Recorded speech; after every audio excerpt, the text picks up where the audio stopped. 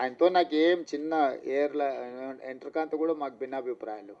కాకపోతే నాకంటే ఆయన కిషన్ అన్నను మోడీని ఎక్కువ నమ్ముతుండు. కానీ వాళ్ళ ప్రభుత్వాలు ఉన్న దగ్గర కూడా ఎక్కడ అమలు చేయలే, ఎక్కడ కూడా. ఏ రాష్ట్రంలో అన్న వాళ్ళ ప్రభుత్వం ఉన్న కాదు, ఇన్ని రాష్ట్రాలలో వాళ్ళ ప్రభుత్వం ఉంది, నన్ను చేసిరా. కానీ నేనేందంటే ఈ వర్గాలకు అన్యాయం జరిగింది, ఇక నేను ఉన్నప్పుడు కూడా న్యాయం చేయకపోతే వీళ్ళకి ఎవ్వరు న్యాయం చేయరని నేను బలంగా నమ్మిన. అందుకే ఇంకెవ్వరు ఏమన్నా అనుకొని ఎవరు ఏమన్నా తెచ్చుకొని ఈ జాతికి న్యాయం చేయాలనుకున్న పట్టుదలతోని దాన్ని పక్కడబందిగా అన్ని రకాలుగా చేసుకుంటూ వచ్చి నేను అసెంబ్లీలో బిల్లు చేసి, అంతకంటే ముందు ప్రొఫెసర్ కాసిము వాళ్ళు వచ్చి నాతో అడిగిన. అంటే నేను చెప్పిన, మీకు బిల్లు కావాలన్నా ఆడాబిడి కావాలన్నా అని. మాకు బిల్లు కావాలి సార్ అన్న. బిల్లు కావాలంటే దీనికి ఒక ప్రాసెస్ ఉంటుంది. పిల్లగాడు ఎంత తెలుగుకల్లో చదువైనోడైనా వాడు సంవత్సరం చదివినాకనే పరీక్షలు పెడతాం కదా. దీనికి కూడా ఈ ప్రాసెస్ కూడా ఒక పద్ధతి ఉంటుంది. అసెంబ్లీ కానీ లేకపోతే క్యాబినెట్ కానీ కమిషన్ కానీ రిపోర్ట్ కానీ దాన్ని చట్టం రూపొందించాలి. చట్టంలో లొసుగులు ఉండొద్దు. మళ్ళీ దాన్ని చట్టం చేసినాక మళ్ళీ దాన్ని ఎవరో ఒకరు దాంట్లో ఏదో ఒకటి ఎతికి కోడిగుడ్డు మీద ఈకలు వీకినట్టు ఏదైనా చేస్తే అది మళ్ళీ మొదటికి వస్తే ఇంక మళ్ళీ ఎప్పటికీ ఇది అపరిష్కృతమైన శాశ్వత సమస్య ఉంటుందని చెప్పి దాన్ని పక్కడ్బందీ చేసి దాన్ని మొత్తం దామన్నను ముందలు పెట్టి వెనకంగా మేము అందరం ఉండి మిగతా వాళ్ళందరినీ సమన్వయం చేసుకుంటూ నేను సభలో కూడా అందరినీ కూడగట్టి ఎవ్వరు కూడా దీన్ని వ్యతిరేకించే సాహసం చేయలేదు. ఎవరిని కూడా వ్యతిరేకించనీయకుండా వ్యవహారం నడిపినాం.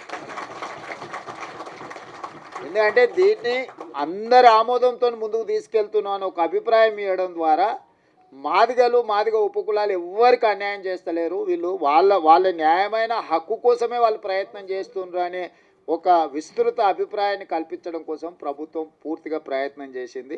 ఇవాళ దాన్ని సాధించుకున్నాం. నేను ఆయన అసెంబ్లీలో చెప్పిన, దీన్ని కొలిక్కి తెచ్చే వరకు ఏ నోటిఫికేషన్ ఇవ్వనండి. ఆయలటి నుంచి ఇవాళ వరకు ఒక్క నోటిఫికేషన్ కూడా ఇవ్వలే. ఎందుకంటే నాకు కూడా దీన్ని ఏదో ఒకటి తేల్చాలి. ఎన్నేళ్ళు 30 ఏళ్ళ నుంచి 35 ఏళ్ళ నుంచి ఇది సిక్కుముడై జటిలం అయిపోయి ఇది ఒక సమస్యగా తయారవుతుంది. దీనికి ఒక పరిష్కారం చూపిస్తే చరిత్రలో ఎప్పుడైనా చిన్న సాయం చేస్తేనే మీరు ఎక్కువ గుర్తుపెట్టుకుంటారు.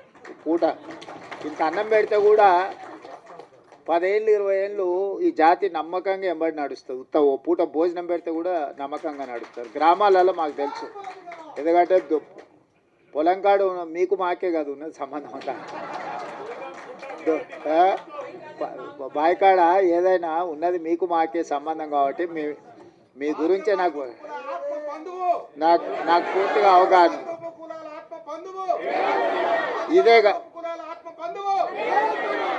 ఇదే కాకుండా నేను అయిన తర్వాత state election commissioner Ismail Pullaiah గారి కూతురు రాణి కుమిదిని మాదిగా ఆడబిడ్డని నేను వేసిన. 100 ఏళ్ళ హిస్టరీ ఉన్న ఉస్మానియా యూనివర్సిటీకి 100 ఏళ్ళ నుంచి ఏ దళితుడు కాలే. మొదటిసారి దళితుని, అది మాదిగలకు సంబంధించిన కుమార్ని ఇలా ఉస్మానియా యూనివర్సిటీ వైస్ ఛాన్సలర్ చేసిన. ఉస్మానియా యూనివర్సిటీ ఆర్ట్స్ కాలేజ్ ప్రిన్సిపల్గా ప్రొఫెసర్ కాసిమ్ని ఈరోజు మన ప్రభుత్వాన్ని నియమించింది. అదేవిధంగా దామన్న సరే ఆయన డిప్యూటీ సీఎంగా చేశారు, ఇవన్నీ చేశారు. లక్ష్మణ్ని విప్పుగా చేసినాం. అదేవిధంగా మనము రాజీవ్ గాంధీ IIIT బాసరకు మనము మాదిగా వైస్ ఛాన్సలర్ని మనం నియమించుకున్నాం. పబ్లిక్ సర్వీస్ కమిషన్లో పాల్వాయి రజనీ కుమార్ని ఈరోజు మెంబర్గా మాదిగా ఆడబిడ్డని ఈరోజు విద్యా కమిషన్ వేస్తే చారగొండ వెంకటేష్ని వేసినాం. ప్రొఫెసర్ పురుషోత్తం గారిని రిటైర్ అవ్వగానే ఇమ్మీడియట్గా హయ్యర్ ఎడ్యుకేషన్లో వైస్ చైర్మన్గా నియమించుకున్నాం. అదే సరే సీఎం ఆఫీస్ సరే టికెట్ల విషయంలో సరే అంటే నేను ఎందుకు ఇవన్నీ మీకు చెప్తున్నా అంటే గతంలో మీకు చిన్న అవకాశం రావడానికి చాలా కష్టం ఉండే. ఇవాళ state election commissioner, Osmania university, Rajiv Gandhi IIIT, higher education, విద్యా కమిషన్, పబ్లిక్ సర్వీస్ కమిషన్, ఎక్కడైనా నాకు ఏ అవకాశం వచ్చినా ఎవరు ఏమని అనుకొని వీళ్ళకి ఈసారి చేయాల్సిందే అని చెప్పి అవసరమైతే మా వాళ్ళని పక్కన పెట్టి కూడా మీ వాళ్ళకి చేసిన. ఎందుకంటే మీకు నష్టమైంది కాబట్టి వీళ్ళందరినీ మేలు చేయాలి, మేలు చేస్తే ప్రయోజనం ఉంటుంది, మీరందరూ బాగుపడాలని నా సూచన ఒక్కటే, అవకాశం వచ్చినప్పుడు నిలబెట్టుకోండి, దాన్ని 10 మందికి సాయం చేయడానికి ఉపయోగించండి. మన వాళ్ళకి ఏమవుతుందంటే మీకైనా మాకైనా రాగానే జర పుర్సత్ అయిపోతాం మనం, జర రిలాక్స్ అయిపోతాం, జర దావతులకు గివతులకు ప్రాధాన్యత ఇస్తాం.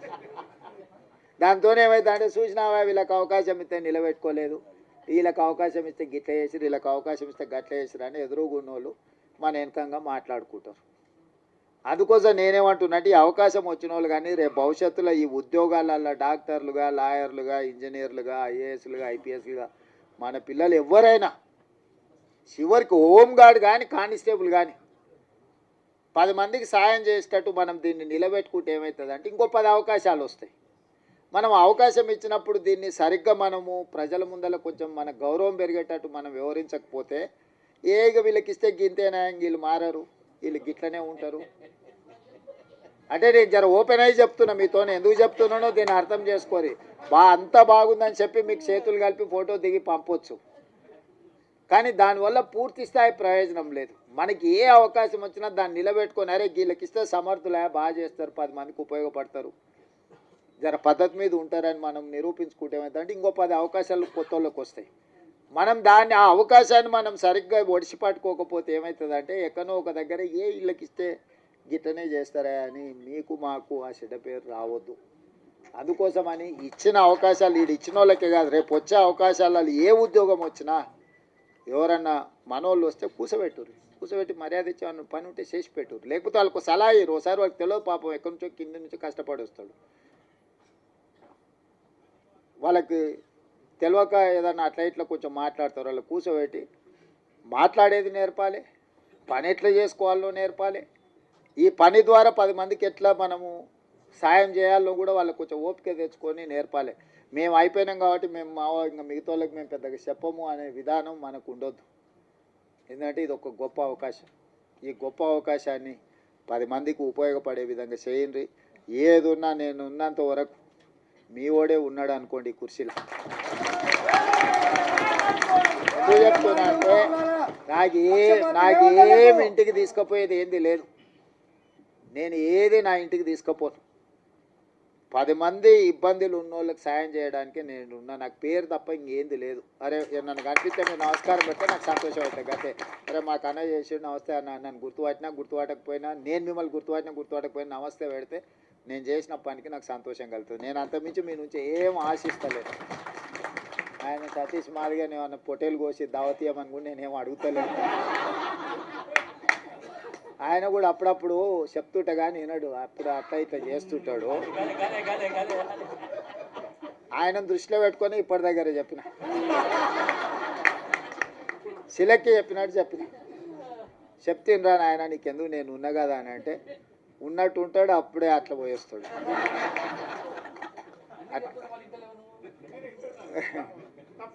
చింతాస్వామి సరే, చింతాస్వామి నాకు చదువుకునేటప్పటి నుంచి కూడా తెలుసు, ఫైన్ ఆర్ట్స్ కాలేజ్ నుంచి కూడా తెలుసు.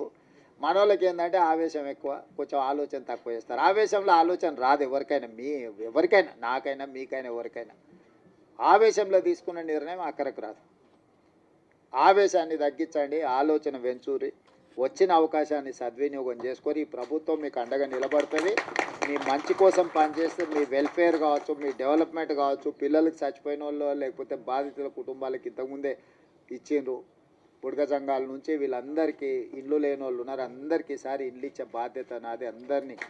మీ అందరినీ మీ వెల్ఫేర్ కోసం, మీ డెవలప్మెంట్ కోసం, మీ ఎడ్యుకేషన్ కోసం పర్ఫెక్ట్గా గవర్నమెంట్ చేస్తుంది. ఓ రోజు ఆలస్యం కావచ్చు, నాకు 100% ఇవ్వాలని ప్రేమ ఉన్న ఓసారి అవకాశం రాదు, దాని అర్థం మీకు ఇవ్వద్దని కాదు. దానికి కొంచెం ఓపిక, కొంచెం వ్యవహారం, కొంచెం పద్ధతి మీద మనం చేసుకుందాం. మీరందరూ ఎవరితో కొట్లాడకరి, మీరు ఎవరితో వాదించాల్సిన పని లేదు, ఎవరితో కొట్లాడాల్సిన పని లేదు. మీ పని మీకు జరుగుతుంది, జరగడానికి ఇంతమంది ఉన్నాం మేము ఈడ. మీకు ఏం కావాలో చేసి పెట్టడానికి మేము ఉన్నాం, చేసి పెడతాం. మంచిగా చేసుకొని నిలబెట్టుకోండి. పిల్లల్ని మంచిగా కోచింగ్ సెంటర్లకు పంపించుర్రి, ప్రిపేర్ చేయండి, పాస్ చేయించుండ్రి. వాళ్ళకి ఎడ్యుకేషన్కి ఏం కావాలనో, వాళ్ళ కోచింగ్లకు ఏం కావాలనో కూడా ఫర్దర్గా చేద్దాం. ఎందుకంటే ఇప్పుడు వరుసగా నోటిఫికేషన్లు వస్తాయి. ఈ నోటిఫికేషన్లలో పిల్లలు సెలెక్ట్ కాకపోతే మనం ఇచ్చిన ప్రయత్నం అంత ఏంది? బ్యాక్లాగ్ పోస్టులు ఎందుకు ఉండాలి? పిల్లల్ని చదివించురు, వాళ్ళ చదువులకు కావాల్సిన, వాళ్ళ కోచింగ్లకు కావాల్సిన ఏమున్నాయి, ఫారెన్ పంపించడానికి స్కాలర్షిప్లు ఉన్నాయి, అన్నీ ఇస్తా. పిల్లల్ని పంపించురు, బయటికి పంపించరు. ఎంతసేపు మన ఊర్లోనే మనం ఉండి మన ఇళ్ళలోనే మనం ఉండి మన దగ్గరనే ఉండి ఇక్కడనే మనం ఇందులోనే ఇది చేయకంటే కొంతమంది చదువుకున్న వాళ్ళు చిన్న బయటకు పోతుంటే వాడు పెద్దోడు అవుతాడు, ఎదుగుతాడు, సమాజానికి ఉపయోగపడతాడు. వాడిని చూసి ఇంకో నలుగురు తయారవుతారు. అరే మావాడు అమెరికాకు పోయి మేము కూడా పోతుంటాం, వాడు పోయినోడు నలుగురిని తీసుకుపోతాడు. ఒకరు పోయినరా అనుకో నలుగురు తనకు తెలిసిన వాళ్ళే తీసుకుపోతాడు కదా. అట్లనే మన దాంట్లో కూడా ఎవరైనా పోయేది ఉంటే కొంచెం భుజం దట్టూరి చేయరి, ఏ పని ఉన్నా వచ్చి చేయించుకొని పోండి. మీ అందరిని చూసి నాకు మంచి సంతోషమైంది. మీరందరూ అండగా నిలబడి ఉంది. ఒక సభ నేను మిమ్మల్ని అందరిని అడిగేది ఒకటే, నా కోసం కాదు, రాహుల్ గాంధీ గారు దీంట్లో పెద్ద ఎత్తున చేసిండు. మీ సత్తా ఆనాడు ధర్మయుద్ధం పరేడ్ గ్రౌండ్లో చేసినప్పుడు నేను మీకు అండగా నిలబడ్డా. మీకు గుర్తుందో లేదో మరి ఇది వచ్చిన వాళ్ళకి. సరే ఆ రోజు నేను వచ్చిన అట్లాంటిది ఈరోజు విజయోత్సవ సభ పెట్టుండ్రి. రాహుల్ గాంధీని దామన్న తీసుకొస్తాడు. ఎందుకంటే మనము కృతజ్ఞత చూపిస్తే ఆయనకు కూడా ఉత్సాహం వస్తే ఇంకో 4 రాష్ట్రాలలో చేపిస్తాడు.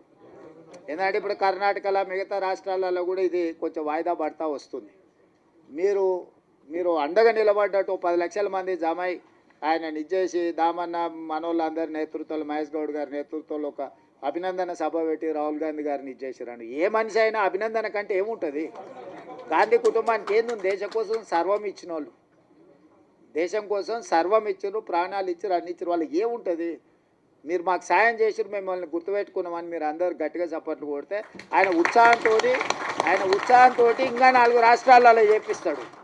మన ప్రభుత్వం ఉన్న ప్రతి రాష్ట్రంలో అమలు జరిగితే ఆటోమేటిక్గా మిగతాలో కాక సెగ తగులుతూనే ఉంటుంది. తగలదా? తప్పు సప్పుడు ఇప్పిస్తూనే ఉంటుంది కదా వాళ్ళ చెవులకు. అందుకోసమని ఈడ కదలంగానే అవతల పక్కలా కొంచెం కదులుతూనే ఉంది కదా. ఆ పక్కన ఈ పక్కన ఆటోమేటిక్గా అట్లా కదులుతుంది. అరే వీళ్ళంతా రాహుల్ గాంధీ అమ్మడు పోయేటట్టున్నారంటే భయానికైనా చేస్తారు. అప్పుడప్పుడు జర తెలుగుగా భయపెట్టి కూడా చేసేది నేర్చుకోండి అని తెలియజేస్తూ సెలవు తీసుకుంటున్నా. జై రేవంత్ అన్న, జై దామన్న. సార్ ఇక్కడ ఉన్న వాళ్ళందరూ ఫోటో దిగుతారు సార్, ఒక్క నిమిషం.